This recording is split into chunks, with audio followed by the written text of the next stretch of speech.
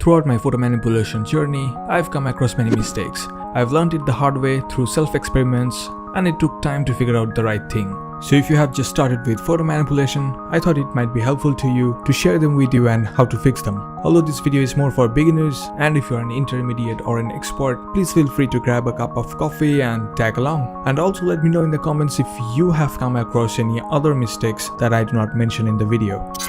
Our first mistake will be not using high quality stock images. Since all photo manipulation start with stock images, let's go over a couple of mistakes in choosing them.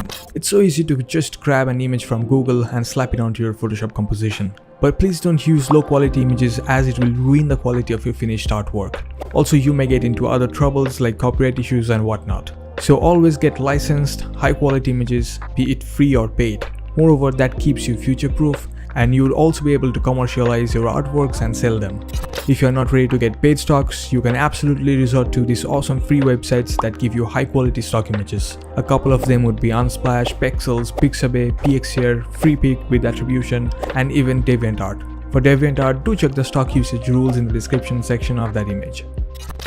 The next mistake is not using correct stock images. What I mean by this is, if you select stock images matching your final composition, things can be a whole lot easier at a later point. Like in this composition I did for Benny's Alien Photoshop battle, I used rail tracks that have a light direction matching my final composition. So imagine if I took a different image and how long it would have taken me to correct the fine details, like removing the highlights at the wrong areas and then repainting them in the correct places. For this, I spent a good amount of time searching for perfect stocks before starting the actual photo manipulation. It has happened many times that for a 7 to 8 hours photo manipulation, I have spent some extra 3 to 4 hours finding the correct stock images.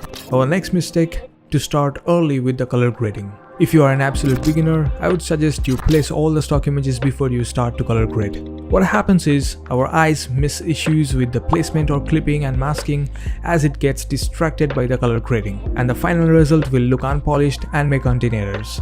So it's always wise to cut and place the elements, make the alignments correct, and then start applying the color grading on the individual objects.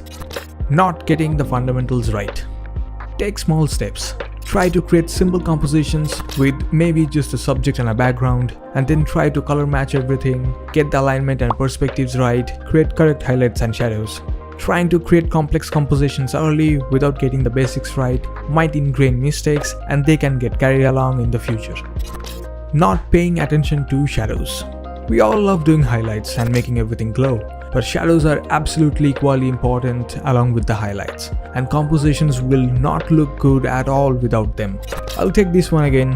Our subject is facing opposite to the light here, so this would not look half as good if I remove the shadows. Also here I painted some cast shadows of the hand and the sword, and that helps bring out the realism in the picture. So be sure to add the shadows as well as you paint the awesome highlights. Maybe I'll do a future video on shadows, we'll update you accordingly. The next mistake, overusing and misusing effects. As a beginner, we often get carried away with using effects like depth blur, sharpening, and so on. For depth blur, it won't even apply if you are creating a wide angle shot. Technically, it occurs due to a shallow depth of field of a lens for portraits or macro shots. Instead, you can try creating depth in a scene using the atmospheric haze. I won't explain this over here, as I have a very detailed video on the topic. You can check it out from the link in the description section. But even if depth blur is used, it is often seen as applied on the entire image using tools like field blur. Instead of applying as a whole on the entire image, it would give better results if the blur is applied to specific objects, and the blur won't bleed out to other objects which are at a different distance from the observer. The same goes for sharpening, and it is often misused and overused. Distant objects should usually won't be that sharp, and the overall sharpening on the images may be masked out in distant areas. The next mistake, rushing to create more.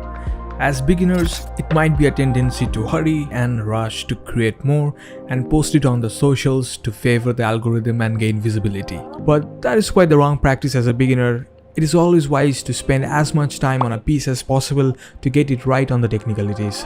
Even I would suggest giving breaks between the edits and revisiting maybe after some hours or even a day, and I'm sure you will find new issues and mistakes with the composition.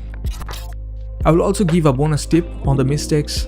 Sticking only to photo manipulation if you create photo manipulation.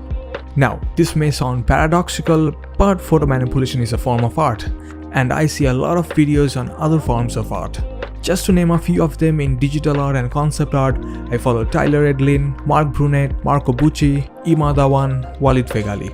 I also follow James Gurney and Andrew Tischler a lot for traditional paintings. I even check out content on 3D creators like CG Geek and Critical Giants, and even see videos on photography and videography. The point is, I'm not asking you to do a digital painting or a traditional painting, but the underlying concepts like light and shadow, rules and composition are more or less the same in all forms of art. So learning concepts from various places really help to learn and understand the subject holistically. Do give it a try and you will see the difference it makes.